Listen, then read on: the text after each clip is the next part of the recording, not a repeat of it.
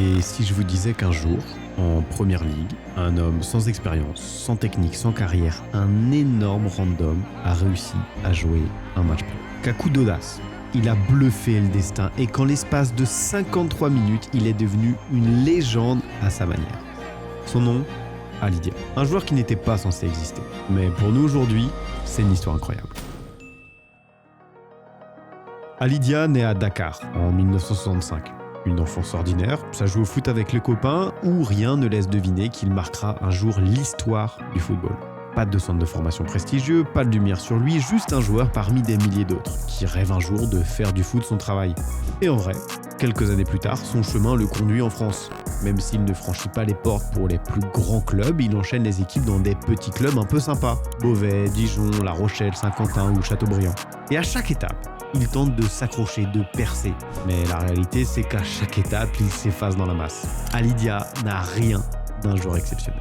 La seule chose qu'il a pour lui, c'est sa volonté de vouloir jouer coûte que coûte au plus haut niveau. Il continue d'essayer et encore comme si le simple fait de ne pas abandonner pouvait suffire à repousser les frontières de l'impossible. Et d'ailleurs, si en France ça ne marche pas, autant essayer ailleurs. Direction la Finlande d'abord, au club de Helsinki où il jouera 5 matchs. Autant vous dire que c'est pas là-bas que ça va marcher.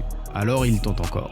On est en 1995, il a 30 ans et il va rejoindre son 3e club de l'année. Cette fois-ci, il va en Allemagne, au VfB Lübeck, modeste club de 3e division, 2 matchs, chauffeur de banc chef. Bon, à ce moment-là, soyons honnêtes, beaucoup auraient abandonné. 3 pays, 3 échecs, mais pas Ali Dia. Alors je vous épargne quelques mois d'errance entre 3-4 clubs où il a tenté sa chance et où il n'a joué que des matchs en réserve. Car en 1996, il est temps de tenter une nouvelle aventure, cette fois-ci en Angleterre. Il atterrit chez les Blyth Spartans, un club amateur du nord du pays, et sur le papier, il est juste un homme de 31 ans qui refuse d'admettre que c'est fini. Et c'est précisément là, dans cette obscurité où plus personne ne croit en lui, que tout va basculer. Tout le monde lui dit de lâcher. Mais Ali Dia y voit une opportunité, un pari risqué mais qui peut fonctionner. Alors il se lève, et 2 choix s'offrent à lui. Choix 1. Rester dans son club et attendre une énième opportunité de partir et de continuer à s'entraîner dans des clubs amateurs. Ou choix 2. Avoir l'audace d'appeler le coach de Southampton et de tenter le coup de poker ultime pour enfin décrocher un essai dans un club professionnel. C'est à ce moment précis que le manager de Southampton, club de première ligue, reçoit un appel d'un certain George Weah. George, c'est le ballon d'or de 1995, premier joueur africain de l'histoire à obtenir cette distinction de légende. C'est une légende du football.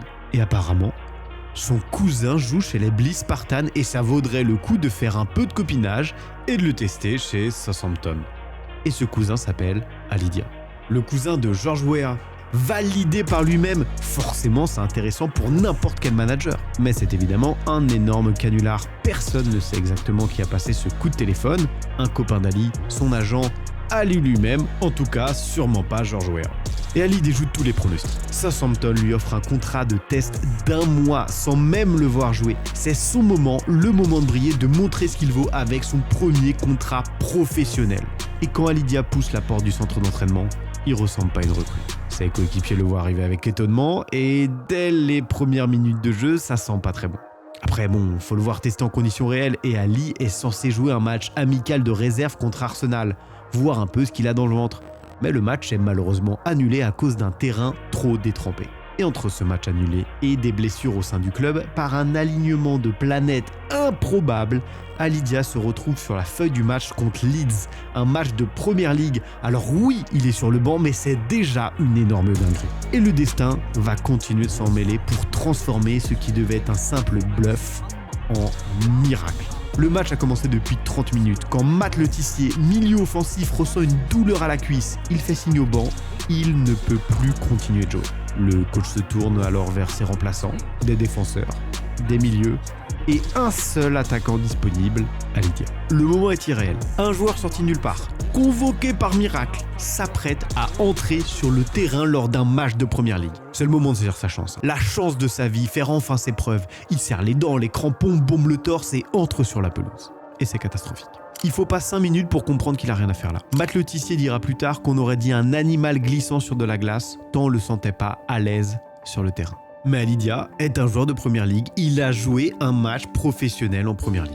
Alors pendant 53 minutes, car il va être remplacé à la 85e. Faut arrêter le massacre et heureusement que Southampton gagne tout de même 2-0 ce match. D'ailleurs, ça fait de Lydia l'un des rares joueurs à avoir 100% de victoire en Première Ligue. Vous n'avez pas ça, personne n'a ça. Et c'est évidemment le seul match qu'Ali va jouer. Southampton met rapidement fin à son contrat et officiellement son aventure n'a duré qu'un mois, dont 53 minutes de jeu. Mais ce court passage a laissé une trace indélébile. Les médias en font un sujet récurrent, un mélange d'incrédulité et de fascination. On se demande comment tout ça a pu arriver, par quel signe du destin Lydia a pu jouer un match de Première Ligue. Beaucoup d'audace, un peu de forcing et un énorme coup de pouce du destin.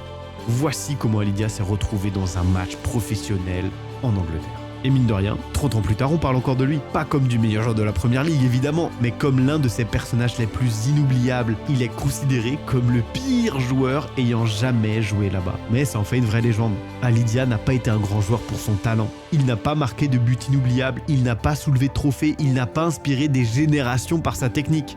Loin de là. Mais il a fait de mal à personne. Et bon, il a tellement vite disparu de tous les clubs où il est passé. Il a tellement tout tenté pour devenir professionnel. Et même si la réalité l'a rattrapé, il faut saluer le courage insensé de tenter l'impossible. Il a cru en son rêve. Il a tout donné pour s'offrir une chance. La chance de devenir footballeur professionnel. Pendant 53 minutes, il a bluffé le destin. Il a transformé un rêve inaccessible en réalité, l'espace d'un match. Et cette audace-là, personne ne pourra jamais la lui enlever. Alors oui, certains le traitent d'imposteur. Mais d'autres verront en lui ce qu'il a vraiment été, un joueur qui a osé. Parce qu'au fond, être un grand joueur, c'est pas seulement briller par le talent, c'est marquer les mémoires. Et Lydia l'a fait. Et si tu veux plus d'histoires comme ça, abonne-toi, parce que des grands joueurs, il y en a plein.